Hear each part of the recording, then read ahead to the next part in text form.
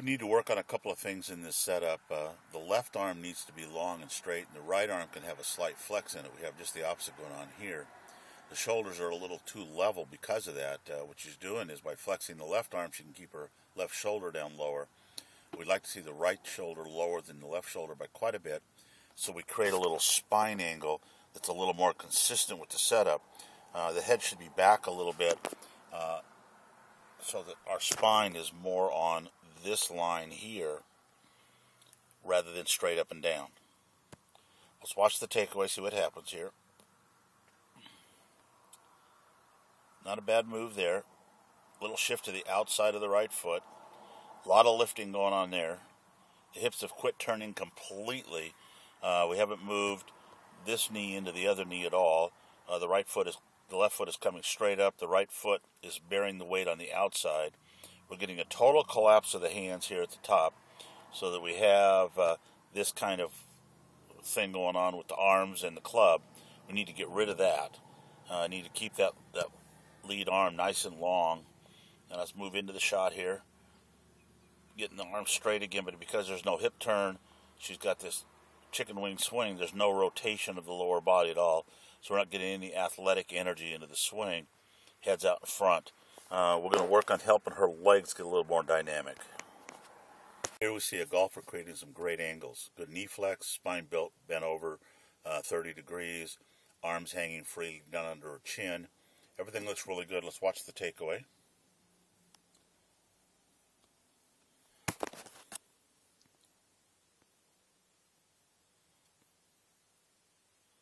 Club's going back a little to the inside, not too bad. Way more arm movement than shoulder turn. We've got to get the shoulders to turn more. At this point now, we'd like to see the club a little bit more pointing towards the target line. So we're not getting a whole lot of wrist hinge there. Then she's going to bring the club back a little over the top. Not too bad. Into the shot. But notice that it's the upper body that's turning into the shot, not the lower body. So we're going to work on getting that lower body into the shot. Okay, let's take a look at the top of the backswing to see what's going on here. A little lifting, not too bad. All in all, pretty good. We just got to get a little bit more dynamic with the legs. We see a pretty good setup here. I would like to see the chin up a little bit so there's room for the shoulder to pass under the chin. Let's see what happens in the takeaway, see if that's a problem. And I'll see what happens is instead of turning, he's moving completely off the ball.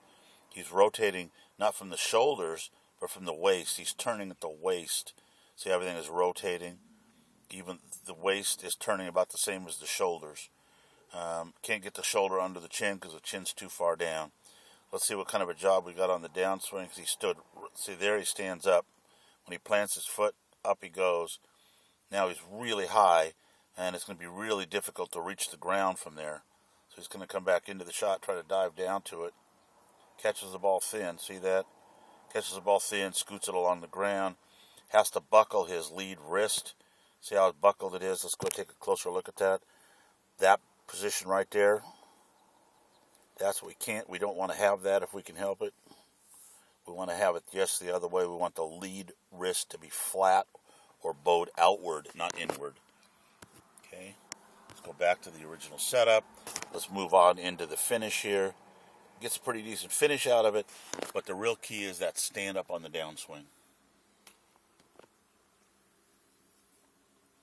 Here we see a very good setup. Trail shoulders lower than the lead shoulder. Knees are square. Feet are square. Let's go ahead and draw this power line in on the front side. Whoops, I don't like that line. Let's go ahead and make a nice straight line.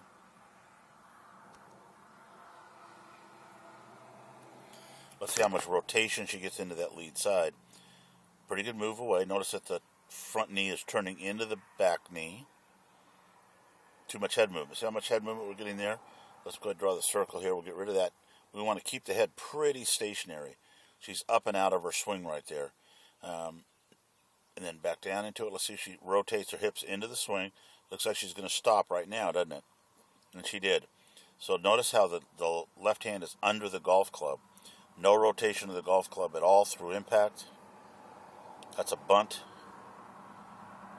No release of the golf club. No release of the hips. she ends up staying behind the line until well after impact to a pretty nice finish. We just got to get that lower body a little more active. Here we see a golfer that's setting up to compensate for a problem in her swing. If you look, you can see the golf ball's way back there instead of right in front of the golf club. So she's anticipating swinging dramatically to the inside of that position. Let's go ahead and play the swing in slow motion.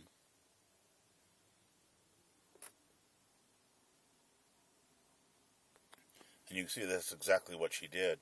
What happened here is that she took the club way back high to over the top of her swing plane by lifting it with her hands instead of turning. Notice as she goes back, there's not a lot of shoulder turn compared to how much arm movement she's got. And she gets up here and just kind of lets the club sit on her shoulders. She stood up a little bit, lost her spine angle, but lost all the width in her swing. Now we're going to move her back into the impact position where it's coming over the top. You see the club is coming way outside the hands here. It's above the head. Smashes down, pulls the ball hard to the left. No hip rotation until after impact. A couple of things we need to work on there, and hopefully we can do that. Let's start with a good look at those hands right there. Notice that the trail hand seems to be a little too far under the golf club. We'd like to see that V going a little bit more towards the lead shoulder. This V right there. Let's take a look at it. See how it's pointing that way? I want to point a little more that way. Get that hand a little more over the top. Let's bring it back down to the normal size here. And let's go ahead and execute a swing. Let's see what's going on here. We're going to watch it in slow motion. Pretty much a handsy takeaway. And because that trail hand is so far under the club, she's getting that club face pretty open and pretty stuck on the backswing. A lot of motion there. The hips have turned probably too much because this foot is off the ground so much. Let's turn back into the shot now. Starting back down, plants the foot nicely, turns into the shot, scoops it a little bit because, again, that hand is in a position that if the club's going to square up, that hand has to be under the golf club, and it's still under the golf club, so we're not able to get a nice rotation into the shot. Right knee is straightened completely up early instead of later, and we end up not being able to get any weight transfer. So we're going to work on grip and rotation. Here we have another golfer with an alignment situation. We've got the shoulders going in one direction, the feet in the other. The lead shoulder is completely hidden from view from this angle, but you can see that the right shoulder is well out past the toes of the right foot, but inside the toe line of the left foot. The shoulder should be out over both toes squarely. So that's an issue. Swing plane looks good. Spine angle looks okay. I think what we need to do is get the back out a little bit more, the hips out a little bit more. Let's go ahead and take the takeaway back. Let's see what happens here. See, right now I see a lot of shoulder turn again out and away instead of down and under the chin. See, it's going out. At this point now, the shoulder should be turning parallel to the swing plane, not above the swing plane. That's why the club is going so low to the inside, because the shoulders are not on the swing plane. You can see if I draw, let's draw a green line in here, you can see that the shoulders are quite a ways above that swing plane. So we need to get the shoulders down a little bit more towards the golf ball, the target line. Up, not a bad position there, except the shoulders have dropped a little bit. You can see that. Down, there's your head dive. We've got to get rid of that. Turn into the shot. Not bad. Just a little bit above, no, below the plane. Hands are above the plane. A little bit of a push. Not a bad shot. Let's work a little bit on the angle of the shoulder turn. Okay, looking at this golfer, we can see a little bit of an upright stance here. Notice that the knees are barely out over the shoelaces, hardly any bend in them. The hips are still kind of straight above the ankle bones, not out behind him at all. And the back is pretty well straight up and down. Creates a rolling of the shoulders in order to get the club down to the ground. The swing plane is pretty upright. Let's go ahead and watch the takeaway in slow motion here. And notice almost immediately how the right knee turns away and straightens up even more. The club is way to the inside. Shoulders are almost parallel to the ground instead of pointing down to the target line. There he's lifting up, up, up, up. straighten the right knee even more. The left knee is going forward. Standing pretty tall here. He's going to come down a little bit over the top. There you go. See, there's the over-the-top move that we have to get rid of as amateur golfers. That robs us of power, distance, accuracy, just about everything we want in the golf swing. Now you can see how the club is coming from the outside of the ball wide open. We want the club to be coming on this line to the ball, not on the top, over the top line. So now he's got to pull the club back to the inside abruptly. Can't get any air under the ball, and it's going to be kind of a weak, soft shot, go out there and kind of fall down. We've got to reroute that club to the inside. Let's begin here by taking a look at the grip. Once again, we see that we've got way too much right hand under the golf club. The palms can't be parallel there. You can see the entire thumb of the left hand, so we need to turn the right hand more over the top. The right hand needs to be out in the fingers and over the top of the club. That's pretty critical. So we're going to work on that a lot. Okay. All right, so let's go back to the original setup. Let's see how she does in her rotation into the power line and how quiet she can keep her head here. All right. Good setup, though, except for the grip. And it looks like she may be leaning a little bit towards the target, but it's hard to tell. Nice, smooth, low takeaway. That's pretty nice right there.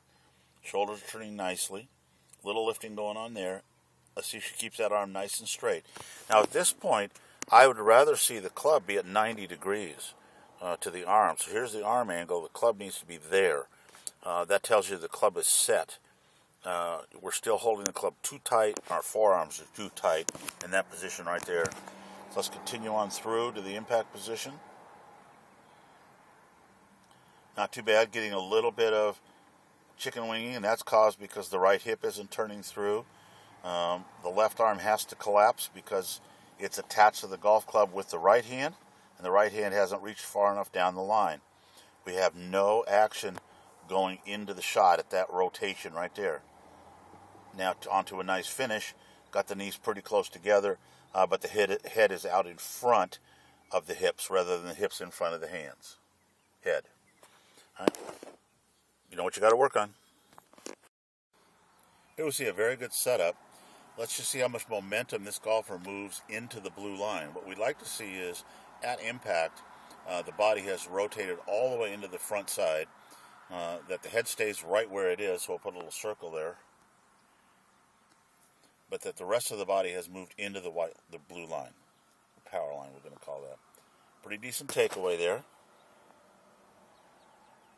Losing a little bit of head movement here.